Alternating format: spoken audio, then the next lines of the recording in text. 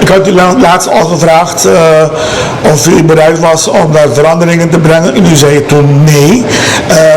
Als ik u nog een keer vraag, proberen, is het antwoord nog steeds nee? Ja, dan is het antwoord nog steeds nee.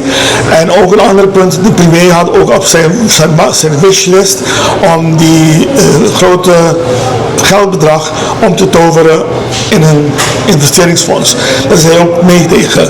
Mijn vraag, staat u nog steeds nee over? Want de premier die heeft gezegd, hij gaat iedere keer proberen als u er bent om u toch te overtuigen.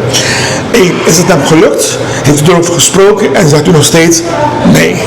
Kijk, het is de taak van iedere premier, wie die premier ook is, van welke partij die ook is, om de belangen te behartigen van het land waar die de premier van is.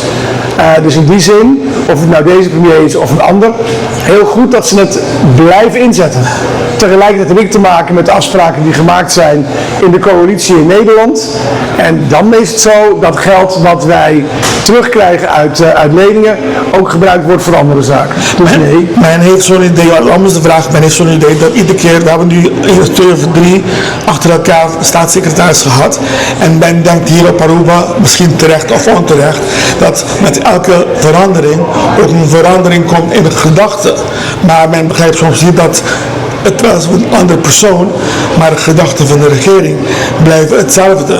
Hoe kunt u dat uitleggen aan de bevolking, dat u wel nieuw bent in het vak, als staatssecretaris, koninkrijksrelaties, maar u blijft bij het standpunt van uw voorganger? Nou, ten eerste is het natuurlijk zo, I'm here to stay.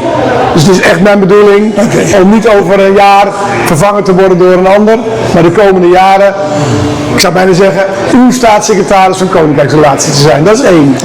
En 2, nee, de hoofdlijnen van beleid blijven voor de Nederlandse regering staan. Het statuut staat, het investeren staat, maar we hebben wel ook nadrukkelijk gezegd, en dat zie je ook niet alleen in het feit dat Rob Jetten ook in zijn regeringsverklaring Aruba, Curaçao, Bonaire, Sint-Eustatius, Saba en Sint Maarten heeft genoemd.